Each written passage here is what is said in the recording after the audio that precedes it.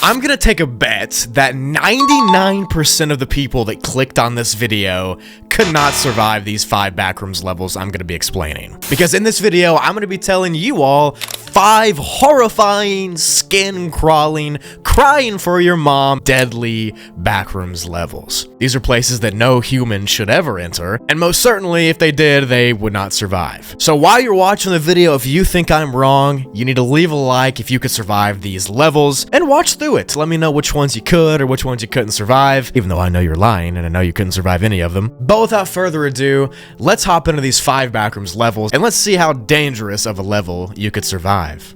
Shall we?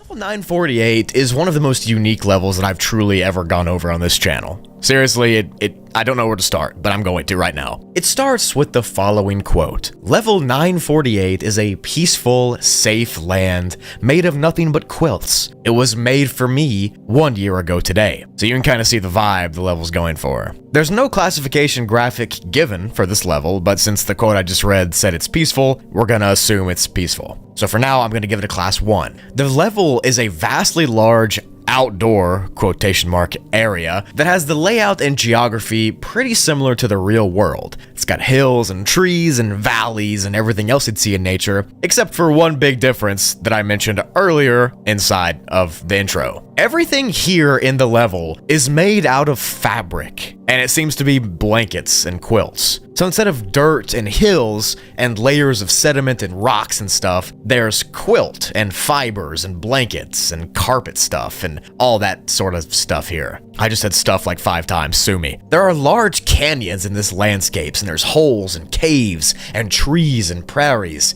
and the entire level just seems like it's real, or it's trying to look like it's real, but it's made out of soft blanket material that you can walk around on. There's no logic, it makes no sense or anything like that, and it all seems stitched together and handmade, like something tried to stitch together a backrooms level with a needle and thread, which might be what happened here. More on that later. Like I just said, the ground and the environment is made out of soft fabric quilt material, and the presence of cotton is everywhere. The smell while you're walking around on this level is nostalgic. It smells like old, warm blankets that you used to have as a child at your grandparents' house. The smell is intoxicating. It just makes you want to travel even further through this jungle of blanket. The temperature here is moderate, and it seems to be climate controlled since there's no visible sun. It's thought that the entire expanse is inside of a room somewhere, and again, the room is either very big or you've been shrunk down to be very small walking through this empire of blankets. The fabrics themselves are multicolored, and they depict different designs that also go with different environments. For example, you could be in a green quilted or fabric environment, and the environment would resemble a rainforest or a forest. Or you could be in a tan area, and it would be hotter because it would resemble a desert, and so on and so forth. Visible stitching can be seen in the environments of the level as well, where the different places have been stuck together using fabric and line. It is unknown how big the level is in total, since like I said, it feels like you're shrunk down. We can't really tell. But what we do know is that the level seems to be unfinished. This great giant blanket natural expanse of the level has not been completed, because there are some edges of the level where you can walk to and the landscape just falls off below. There's no continuation, and it's just an empty stitch, where something more has not been stitched onto it. So essentially, it's like a work in progress kind of, and whatever is stitching stuff together is not done. Walking around this level, you'll notice that everything is huge. The hills and the valleys seem life-size, even though they're made out of blanket material, and to me that pretty much confirms that people that get sent here are shrunk down to an inch or two tall. If you continue walking around this blanketed expanse, you'll eventually run into different areas that I mentioned briefly earlier. First, you might run into the prairie area. In this place, there are tree trunk type things that resemble a forest, but of course they're not actual trees. Instead, they are just large cotton fibers of a thick blanket that resemble that. The fibrous trees have no branches, they have no leaves, they are just single fiber strands poking up. But it does resemble a forest, like I said. Depending on where you explore next, you might run into different places, like mountains, or rivers, or valleys. For instance, there's a white area in this level that resembles a stark and abandoned Arctic climate. The different areas with the different colors make you feel different. In some areas, you can feel cold and alone. In other areas, you can feel warm and at home. That rhymed! But it really is almost like this level was made just for you. It's as if there's love woven into the fibers of the ground beneath your feet, just like a grandma would make for you. I wasn't sure how they were going to tie that into this level, but they did just then, and I appreciate them for it. The page says that venturing even deeper into the level,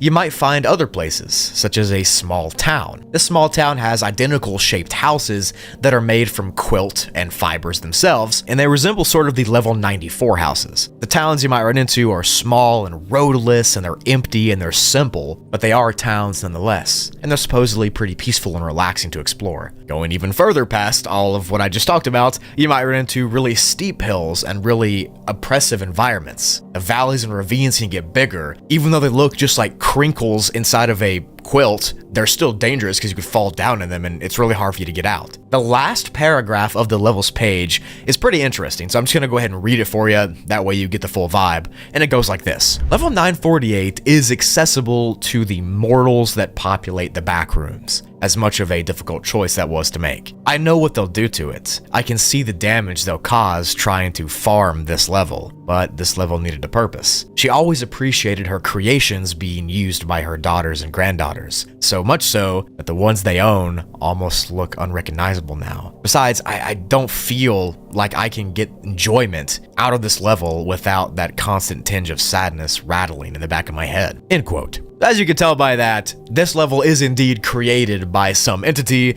In that paragraph, it was referred to as she, so I'm assuming it's a she. But this place does feel comfortable. It feels like there's love and acceptance here, and it feels very, very nostalgic, as if these blankets were the same ones you had as a kid. And each different blanket you go on, each different environment and color was a different person's childhood blanket. An interesting thought. It seems like a quilted heaven. It seems too good to be true. And if you know anything about the backrooms at all, you'll know that levels that appear to be safe 9 times out of 10 are not safe, and they're in fact usually deadly. So that leaves some questions about this level. The main one being who made it, and the other one being why is it so good? It seems too good to be true. It can't be that good. As I mentioned earlier, there's been several references to a grandmother entity or some grandma figure that has woven this tapestry of blankets and quilts together. The entire page that's written about this level kind of has the tone of the author being entranced or having love for the level. So by that, we can reasonably conclude that there's some sort of entity that's a grandma or resembles some grandma figure trying to make this level bigger or create more parts to it. Whether it's your actual grandma or an entity that mimics them, we don't know. But I'm going to assume that it's a fake, mimicky creature that somehow mimics your grandmother. And we can conclude logically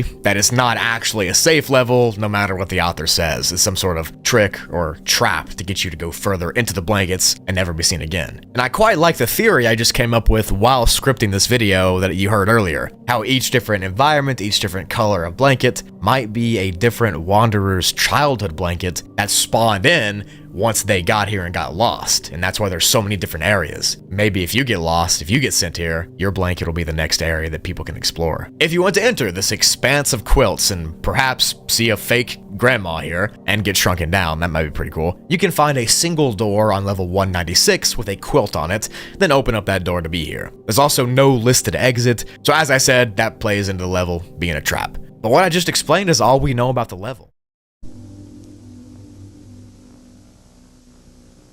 Level 366, and it opens up with a warning rather than a usual classification graphic, which means that this is just a really deadly place. But the warning reads, quote, "If you see a ladder, do not climb up. There is no surface. The light above is an illusion. They want you to fall for it. Stand still. They cannot move if you don't." End quote. And then with that sentence, there's this image, which is a ladder leading up to light. maybe, even though they said there was no light. When you wake up on level 366, you'll first notice what the level looks like, and that is a huge spiraling expanse of brick sewer tunnels. These tunnels are dark, and they're dank, and they're old. They're damp, and they're humid as well, and your voice and your footsteps will echo off of all the walls and everything else here too. The tunnels eventually open up into various larger rooms made out of that same brick, and along the sides of these tunnels are various wires and clamps and sometimes pipes. The entire level's tunnels are circular in nature, but if they open up to a room, that can be a cube. The level is estimated to be about 200 square miles, which actually might seem big, but in reality it's pretty small for most Backrooms levels, since most are infinite or very, very large. The air in these tunnels is thick and sticky and humid, and there's no light available at all. So if you want to travel here for some reason, bring your own flashlight. There are a handful of other discovered levels that have tunnels like this one, but this level 366, is unique in several key ways, and I'm going to mention those right now. One of those differences is that there's a large presence of sapient, malevolent, and evil entities that live here, and that control most of the level. Number 2 is that this level is extremely strange with its effects and how hard it is to leave. And number 3, of course, is if you enter this level alone, you won't make it out alive, which is unlike any other level I've ever heard of. This is very, very unique. And of course, I'll be explaining all 3 of those unique qualities in this video. Firstly, this level's tunnels are home to some sort of entity group,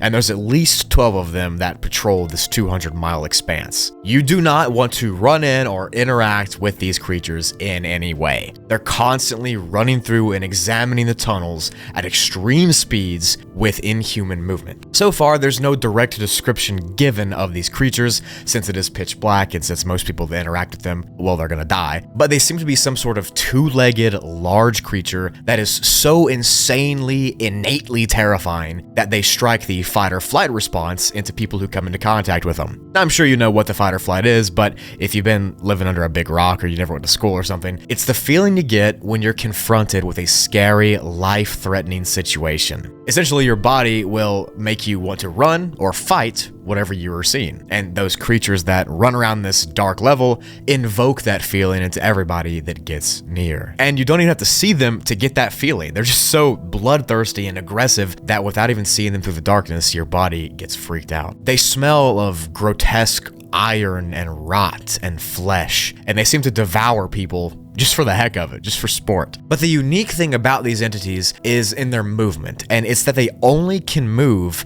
if you do so. It's kind of like that one level from Escape the Backrooms where you have to walk around and kind of look for the mannequins moving. Sort of like that, except these things are giant flesh creatures that want to kill you. But if you're walking around these tunnels, they too can walk around, and they are much faster than you are. Any form of life that comes into these tunnels is subject to that same fate and that same effect. The creatures don't really care what it is, they will consume everything they see. They almost devour the darkness, and since you're in the darkness, they devour you too. As if a 200-mile loop of brick tunnels wasn't scary enough, these creatures do indeed make it worse. They have no name, they have no official images, just the horrifyingly fast blurs and the smell of rot that speed towards those who are unfortunate enough to come here. If you see or hear something and you start to sprint away, that's probably the worst mistake you can make because they're going to start sprinting towards you as well. And the last thing you'll likely hear is the salivating and gurgling of these entities right behind you. And with no exit in sight, that'll be the last thing you can hear forever. But even beyond those creatures and the level's layout, another horrifying part is that these tunnels, they don't have any light. You can't see anything. Everything is pitch black. The darkness is almost palpable. There's also so few exits and there's none listed, so there's no known way to escape. It's very isolating. It's like a prison of sorts. There are those random ladders that lead up to light, but as the warning said,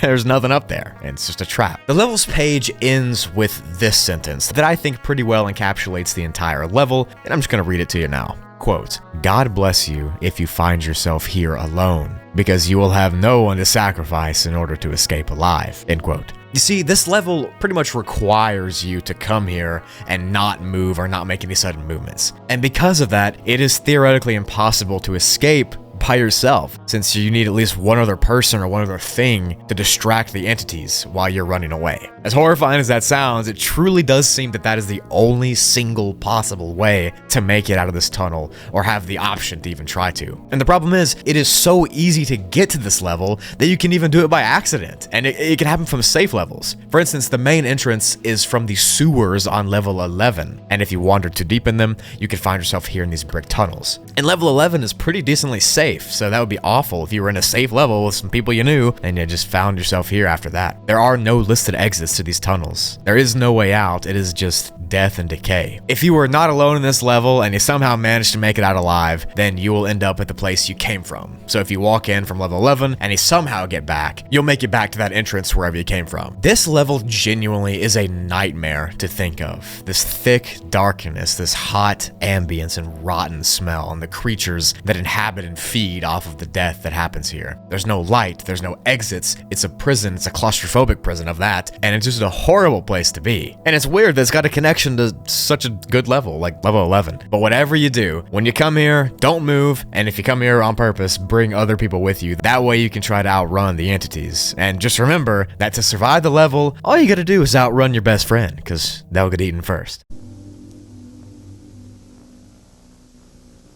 Level negative 606 of the Backrooms has been given a class 5 environmental difficulty due to what I just said. You essentially fall down this level because it is a massive hole. Negative 606 consists of a large, gargantuan chasm that is infinitely deep. It's kind of like the bottomless pit from Gravity Falls, except this is much, much worse. The corners and the parameters of this bottomless chasm are made out of sharp metal structures that look similar to triangles or spiky points. Now, as of right now, we cannot be certain how wide this massive death hole is, but the estimate is that it's around 400 feet wide. When you first get sent to this level, since it's not like literally any other level at all, you'll begin on a platform high up inside of this chasm. The platform you're on is some kind of rocky outcropping material, and the only thing of note at all on this platform is that there are weird inscriptions on it. If you look over the edge in front of you from this platform, you'll see the massive hole below. That is the death hole right below you, echoing with endless blackness. If you look above you, you'll see a small circular glimpse of the sky and life outside of this tunnel. The sky is always daytime, and an interesting note is that there is clouds in it and birds flying through the sky, which means that there is probably life outside of the chasm. Unless it's a fake projection and not a real sky. Who knows? That seems like something the Backrooms would pull, though. Another enigmatic thing about this sky above the massive crater hole that you're in is that the sun is red in color and is extremely hot. And that heat that it produces funnels itself down into the metal death hole that you're in, making it feel like an oven. That heat just makes an already bad place somehow even worse. So let me just catch you up real quick. You are suspended on a platform in the middle of a giant infinite hole, and above you is a hot sun beating down on you, and below you is a metal tube hole with spiky outcroppings that goes down forever. And that sun is like a heat lamp, making it red hot. And all you can do is stare down from your platform at the chasm below. Electronics work very strangely in this level as well. Everything is glitchy and unstable, and that goes for the walls and everything here. It all fluctuates and it visibly glitches all the time. This can affect your body's geometry as well, virtually ripping you apart at the atomic level. If you get caught in a glitch, that is. But at this point, while you're still on this platform hovering above this hole, you'll have no choice but to leave the platform and jump or fall down into the hole below. The sun will eventually get too hot above you, and your desire to escape the level will cause you to leave and jump. It's said by survivors that right before you do make that jump, you get really insanely dizzy and you get woozy, and you kind of just lose control and you just melt off this platform into the hole. When a wanderer inevitably jumps down the hole, they will not feel fear. No, they will instead feel an unmistakable, overwhelming sense of dread, despair, and helplessness, because you're literally flying through a spiky metal hole straight down with no end in sight. These metal walls to your left and right will fly past you as you plummet down into this chasm chasm, and your only saving grace is somehow swimming through the air, changing your momentum, and slowing your drop down by grabbing onto the wall somehow, if that's even possible. But doing that could also lead to you not being alive anymore, since there are metal spikes randomly sticking out. As you fall further down inside of this hole, the level will get colder because you're getting further from the sun. Eventually, it'll get to the point where it's below 0, and more changes will begin to occur because of that. There's been some estimating as to how far you have to fall to experience these things I'm talking about, and I'm going to get into those estimates and distances right now. For instance, if you fall just right at 0 meters, you'll just feel that dizziness, you'll jump off the platform, and you'll be falling straight down. About 1,000 meters after falling, strange doors will start to appear on the walls of the chasm and hole that you're in. If you can somehow manage to get to the sidewall and slow your momentum down at the very beginning of you jumping off that platform, like you kind of Spider-Man jump over, grab a spike, jump down to the next spike. If you do that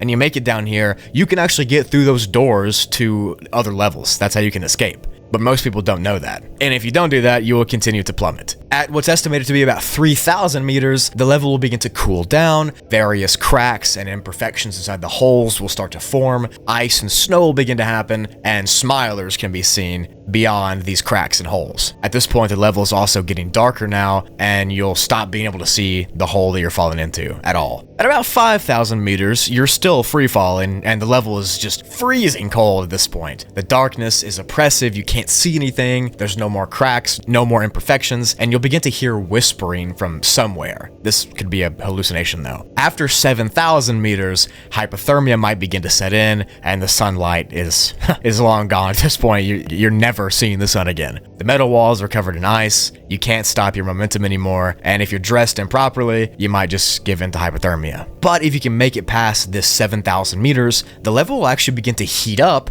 underneath this. This time, it's not the sun that heats it though, it just seems like it's a convection oven from below, radiating heat to the walls and the hole itself. The temperature will begin to rise back up until it becomes unbearable. So it's not going to heat up to be comfortable, it'll heat up to like it used to be up at the top when it was very hot. The side walls will start glowing again, it'll be very hot, everything's hot to the touch, the heat on your body while you're free falling is just bad. After 10,000 meters of falling and no savior in sight, no one knows what happens to people. But it's assumed that they either keep falling or are melted by the hole. I'm not sure. Leave your thoughts in the comments below on what you think happens. The death hole is this extremely horrifying place to be stuck. It's not like any other level in the backrooms at all, because usually you can just get up and find an exit. Even if you're lost in a backrooms level, you can just walk around till you find one. But here it's nearly impossible to do so, because you have to slide down the tunnel walls to make your way down to a door, pretty much by parkouring the whole way, and that's very hard, obviously. Instead, in this level, you just keep falling and falling and falling further and further into death and darkness that awaits you below. If for some reason you want to enter this free fall dropper hole thing, you can find a gray door on level 1, 5, or 11. These gray doors blend in and are very unassuming, they're very normal, and that's why it's scary, because you could just accidentally walk through and end up on that platform, turn around, and the door would be gone. To exit, like I said, you have to leap from that platform, try to grab the side of the wall with these spikes and the outcroppings, and jump down until you find a door that opens, and hopefully that'll take you out. One wanderer managed to slide down the metal outcroppings and stuff, and they eventually found a crack in the side of the hole, and they reached their phone in and took a picture of this strange cityscape. We have no information on what the place is or anything about it, but it might be what exists outside of this hole. Who knows? But now that you've heard all about that, that is why you should never enter the death hole in the backrooms. I mean, it's literally got death in the name, so you should never jump down it. This one was pretty cool though. I really enjoyed this. It's very unique. I mentioned it multiple times in this video. I've never gone over a level where you have no control like this. You're just free falling, constantly straight down. It kind of reminds me of Minecraft Dropper a little bit, if you guys know what that is, but I love the concept. Brutally approved for me. Level 986 of the Backrooms has been denoted as a Class PSI difficulty rating, mostly because it is unsafe, and it also has a various amount of mental hazards that you're going to have to worry about. It has been nicknamed the Pink Prison or the Pink Hell by wanderers who have ventured far into the Backrooms and gotten here, and it was discovered way back in 1932 by a few lost explorers. I'll get into all that later. The level takes the appearance of a winding and infinitely generating Swiss prison from real life. It has the typical design choices and layouts of one of those prisons, except for one big difference, and that is that everything here is pink. Not just any pink though, there's actually science behind why this level is this color pink. In the real world, this hue is called Baker-Miller pink, and it was made back in the late 1990s, and it's shown to temporarily reduce hostility and anger and aggressive behavior. It's often used in rehab facilities and even in real life prisons to some degree. Although if I was put in prison and there was pink walls everywhere, I would probably go crazy. But back to the level. The prison is split into various sections, such as hallways, offices, prison cells, closets, cafeterias, therapy offices, and things of that nature. But the main strange effect that the level has is that it can reform itself and change its layout when wanderers are not looking. So if you walk through an area and then you go back an hour later, that area will look completely different. It's essentially the same thing level 0 does, so it's not necessarily uncommon, it's just annoying. The floors of the level are really the only things that are not pink. They're instead a light gray color, and this is the same for the offices, the hallways, the prison cells, pretty much everything. Walking through this level, you'll notice a few things right off the bat, besides the fact that everything's pink. The prison cells here are usually explorable, except some of them are locked and you can't open them unless you find a key, but I'll talk about that later as well. But the vast majority can be explored. The same goes for the offices and the cafeterias and the other various meeting rooms that you might find. Most of them are unlocked and you can walk through and explore, but some are not. The way that the level is laid out is that you can kind of just walk through the main hallway in one direction, and you can enter different sections that way. But there are other hallways that detour off the main one, and this is where you could get lost and really far into the level, if you're not careful though. Another thing you might notice while you're walking around is that the level oftentimes has trash and spoiled food on the floors and in the cells and in various offices, or even just laying on the ground. This food is presented just like how prisoners from real life would get fed. It's typically on trays. There also are various keys laying around on the floor and in desks and on everything, and you guessed it, these keys can open different parts of the level depending on where they're at. There are also commissary areas, or like snack areas with vending machines that you can find as well. These are pretty rare and they often include spoiled prison food. Just like real life prisons, this area also has interrogation rooms, which is kind of like solitary confinement, but of course, everything is pink. Inside of the offices and the meeting rooms and that sort of thing, you can also find other objects like coffee and papers and printers and pens and pencils and all that. Literally everything you just find in a regular office would be here. All of these things can be interacted with, although it is said that they're kind of abnormal and glitchy. But that same spoiled food is laying around these areas as well. High on the walls in some parts of the level, you might even see a security camera or two, especially in the offices and the interrogation rooms. And these cameras look like they're on, but we don't know who's watching or where they're watching from. Walking down the hallways, you might find a vending machine or two scattered around, but the weird thing is that the food inside of them is similar to real life ones, but it's off-brand. So instead of something like Reese's cups, it would be something like GC's cups or something. Who knows? There's also a large amount of canned meats and breads that you can get from these vending machines as well. And the way that you get things out of the vending machine is not with money, it's with anything that's paper and thin. So you can just rip up a piece of paper that you found in an office and put in here, and that would work as currency. Pretty neat. There are air vents in the hallways and in some of the cells as well, and if you open up these air vents, you realize that it exposes this huge area, this huge labyrinth even, of ducts and airways. It is not advised to go in these airways because strange substances have been found leaking out of them, and strange entity faces have been seen inside of them. So tread carefully and don't go. The designs of the actual cells here are simple. Most of them just have a bed, a sink, a toilet, and a window, or some variation of those three. Most have bunk beds and small windows. There's also nicer and more expensive looking cells, and then there's poorer and crummier looking cells as well. So depending on how bougie and rich you feel, you could stay in a nicer one if you wanted to, or stay in a worse one. But the entire level just smells of rot. It smells stale and forgotten and abandoned. It's probably because of the old food that's been laying around here. But the entire ambience and atmosphere can be described as empty, as liminal and abandoned. The air is thick, and every sound that you make echoes off of the concrete walls for infinity. And your eyes, they never get a break from the color. It's everywhere. You know how if you go outside sometimes and you stare into the sun and your eyes get bright? That's what happens in here, but instead of your eyes getting white and bright, your eyes get pink. Everything that you can explore just seems to repeat itself over and over, and you really just start losing your mind and going crazy if you keep walking deeper into this pink hell. In this level, you are alone, and that's actually not a good thing in this scenario. Staying inside of this prison complex for too long will induce an illness known only as the pink insanity. This of course happens when what I just described occurs. You stare into this level, into the pink colors for too long with no break. As I said in the beginning, the color of the pink that's here is supposed to calm you down. It's supposed to kind of get rid of your anxiety and stuff, and that works at the beginning, but eventually after the calming effect goes away, you'll realize that that's all you can see, and the only color in your eyes is pink. And it'll start taking over your brain. At first, it just seems like a cool little pink level, just like Kitty's house. You know, that's a safe level and it's pink, but why is this one different? What makes this stand out? It has to be the exact shade of pink that's on the walls. There's actually a decent timeline of this pink insanity that I'm going to go over right now, and you can kind of judge how long you can stay in the level based off of the timeline. After 3 hours of being here, you'll begin to hallucinate and to start hearing voices. You'll start to get paranoid, and your heart will race and your eyes will sting with pink, and you'll begin to sweat anxiously.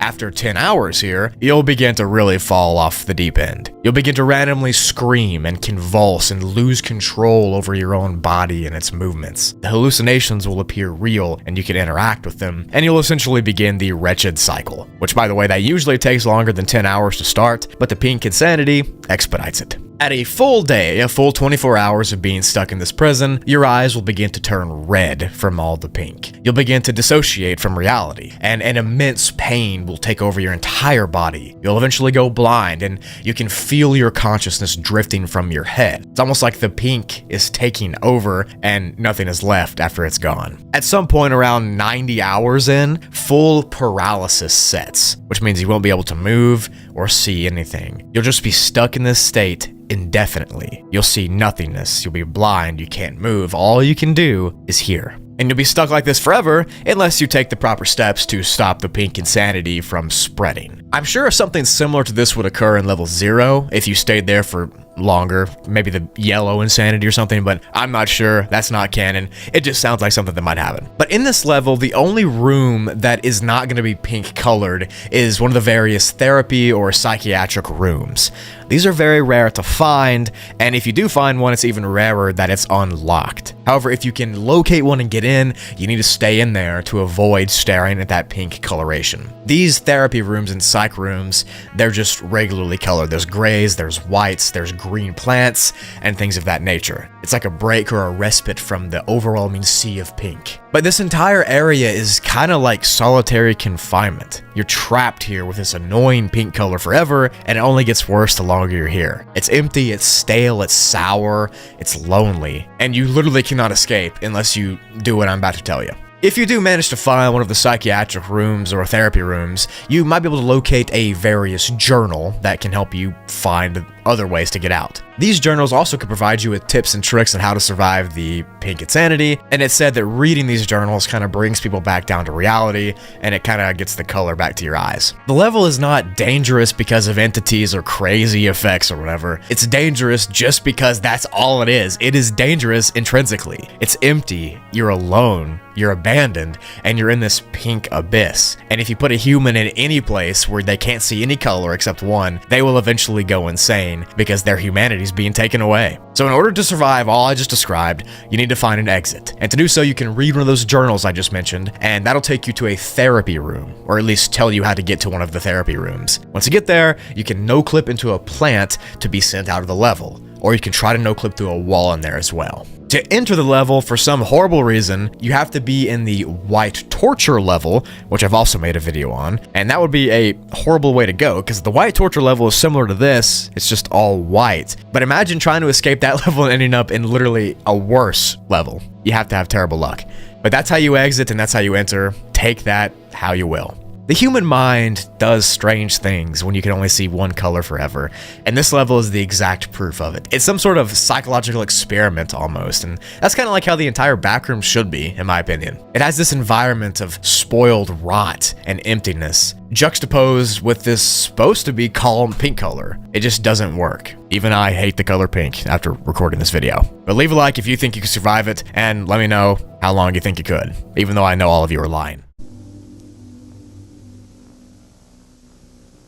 Level negative 333 is very, very deep inside the negative levels of the Backrooms complex. It's been given a classification of Class 2 because it is relatively unsafe but stable with a low entity count. The description of the level is very, very uncanny, very liminal and strange, and I'm just going to get into all of it right now. The level is comprised of a huge office building with random and nonsensical layouts that no one can wrap their head around. The rooms and the hallways here are empty and dark and devoid of furniture in their natural state. And of course, the only non-native objects being the vending machines that are here. These vending machines are randomly placed around the hallways, around the edifices, around the rooms, and anywhere else that a vending machine could be, and they themselves can be of any brand or drink or snack that you can think of. Most of the vending machines here are things from real life, like Gatorade and Coke and Pepsi and Mountain Dew and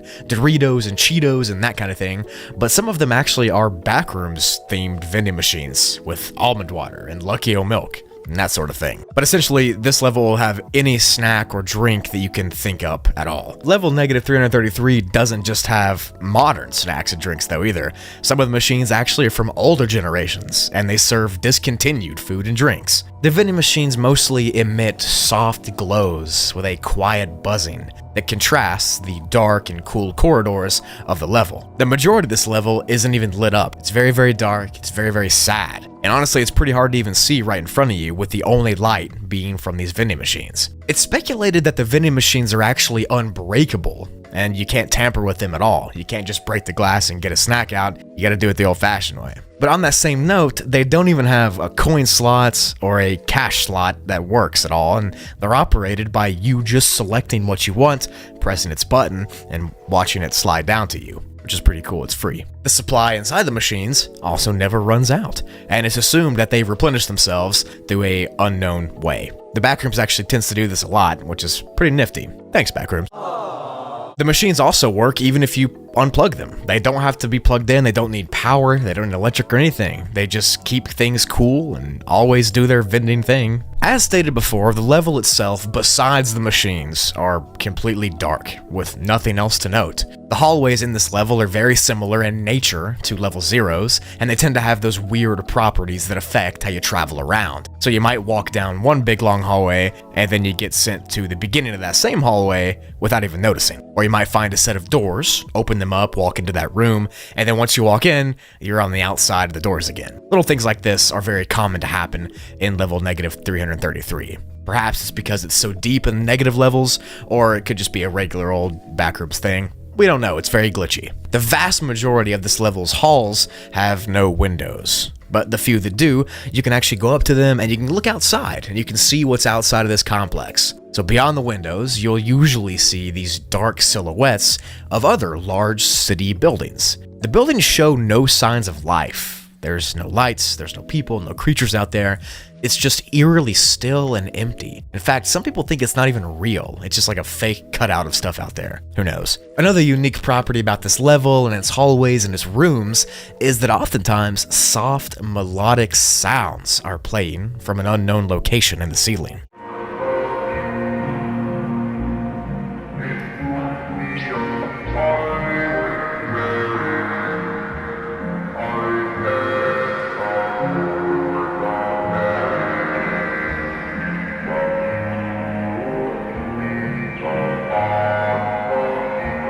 These are usually very, very quiet and subtle, and the lyrics and the beats can be uncanny. They can play things like the Jack in the Box song or the ice cream song and weird childhood strange beats like that. Anyways, they're so quiet you really can't even hear the words being sung, but it offers a very strange feeling to an already very strange level. Beyond the dark hallways and beyond the dark rooms, you'll also notice brand advertisements on the walls here in poster format. These posters advertise the snacks and things that are available in the vending machines on this level. You might find a Coca-Cola advertisement, or an advertisement for something that's not even for sale anymore. You might also see advertisements for almond water, or things of that nature. Again, all of them typically are what's sold or what's given away on this level.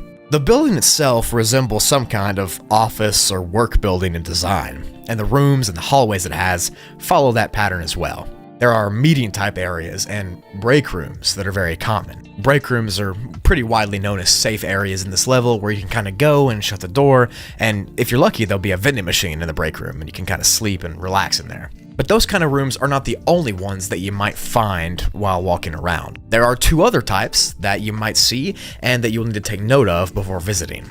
The other two types are the cafeterias and the restrooms. So the cafeterias are usually and typically safe. They resemble regular cafes and cafeterias from American school buildings, and you'll know where they're at because on the outside in the hallways, there's vibrant neon lights that are pointing towards their directions. These rooms are completely empty, with nothing but chairs and tables and tile floors. That's literally all there is, and there's no food, there's nothing at all. Even though it's a lunchroom or cafeteria, you're not going to find food here. Some do have vending machines though, so if you want to relax here, you can get a vending machine. But other than that, these rooms are just large open areas with cafeteria style seating. The restrooms are the last explorable place that you might find while staying here. These are just very dark edifices with sinks and toilets and tiled floors. Again, this entire level is shrouded in this almost aggressive darkness. Lights don't even work that well, but especially in the bathrooms, there's nothing, it's just pitch black. The sinks here actually don't even dispense water, so you can't wash your hands. They instead spit out the sodas that the level has in its vending machines, which is moderately cool, but I might want to have regular water to wash my hands in, I don't know. As far as entities go in this level, you might run into a few unusual ones, as well as a few normal ones. Smilers and windows and hounds and skin stealers and wretches are likely entities that you might see. These have been documented, these have been witnessed, they've been seen roaming around the desolate hallways and the rooms, but there are also some other more enigmatic creatures that typically lurk deeper in the darkness. As I said, this large dark office building, it kind of repeats itself forever. So the deeper and deeper you get into it, and where there's less vending machines and where there's less light, weird subhuman type entities have been seen crawling out of the darkness towards the vending machines. Almost as if they're people that aren't really people anymore, that survive just barely by eating and drinking out of the machines here. It's advised not to go very deep in this level because these subhumans might get you, but we're not really sure. They could just be completely fake, who knows? But usually all the entities here are attracted to the light that the vending machines give off, so if you go up to a machine, don't just stand there and try to get coins out of the coin slot or whatever. Just get your thing, run away, and don't stay there for long. There's also a high concentration of wretch entities that call this place home. So, again, proceed with caution while you explore the infinite expanse of these dark rooms, hallways, cafeterias, office rooms, and everything like that, and vending machines. Be cautious. To enter the level, the only way that we know of is to find a vending machine on another level and just no-clip through it. And if you want to exit, you have to find a cafeteria and no-clip inside of that to be sent to the snack rooms, which I think is pretty interesting because this level is very similar to the snack rooms, but also very different. It's much more dangerous, it's much more obscure and lonely and uncanny. This entire conglomeration of hallways and rooms has that weird music playing, has the weird buzzing from the vending machines, has these strange sounds you echoing down the hallways. It's all very strange and it just makes you feel like your hair is standing up on the back of your neck. But anyways, that's what I love in a Backrooms level. So this one scratched the right itch in my brain for sure.